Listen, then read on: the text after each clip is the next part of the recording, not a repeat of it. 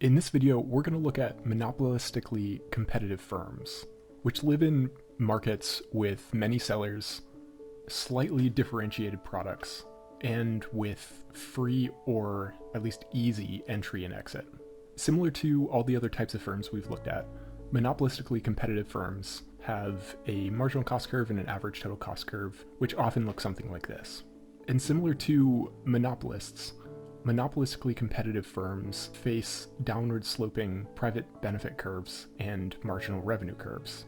And as always, the firm's optimization problem is solved by finding quantity such that marginal cost is equal to marginal revenue. And this quantity then gives us all of the variables we care about: price, marginal cost, and average total cost. Then to find profit, we multiply quantity times the difference between price and average total cost. And as always, deadweight loss is the area between the marginal benefit and the marginal cost curves, above the area not exchanged. For the monopolist, there was no entry. Monopolists had a monopoly on their market. There was no entry and there was no exit. They just simply existed on their own. Monopolistically competitive firms live in a slightly different world. While their cost curves and marginal benefit and marginal revenue curves look very similar, they live in markets with other sellers and free entry. So where the market for the monopolist was the same in the short run and the long run, the monopolistically competitive firm faces entry and exit. Now, here's where we need to think about the marginal benefit curve more specifically. Perfectly competitive firms face a flat marginal revenue curve. For the monopolistically competitive firm, buyers have preferences over which firm they buy from, although buying from firm A may be preferred to buying from firm B, although the goods sold by the two firms are substitutable. So if the monopolistically competitive firm is earning a profit, so if a firm enters the market with a substitute, that shifts the demand curve in. There are more options available to buyers in the market, so preferences for any particular firm have gone down. The shift inward of the marginal benefit curve corresponds to an inward shift of the marginal revenue curve, because the marginal revenue curve derives from the marginal benefit curve. This inward shift of the marginal revenue curve corresponds with an inward shift of the intersection point between the marginal cost and the marginal revenue curve.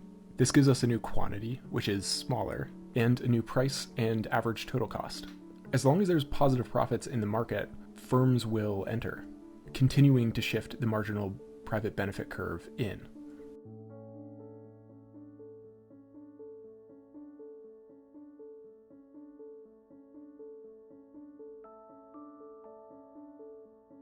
Similarly to perfectly competitive markets, when there's a loss, a negative profit, firms will exit.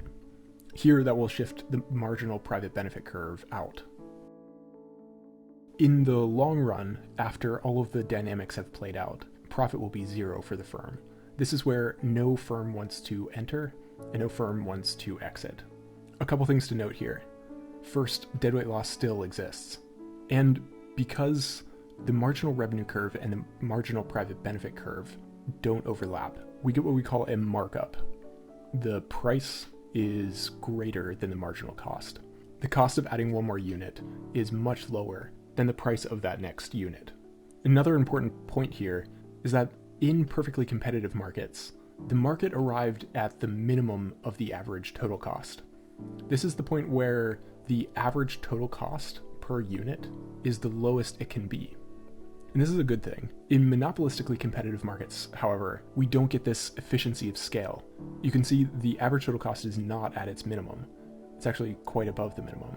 And again, this is coming from the fact that the marginal private benefit curve is downward sloping. The point of tangency between the average total cost curve and the marginal private benefit curve depends on the slope of the marginal private benefit curve. And the last result here is that in the long run, the quantity is such that the marginal cost is equal to the marginal revenue, but the average total cost is also equal to the marginal private benefit, in fact, where they are tangent. And because of these entry and exit dynamics, we get zero profit.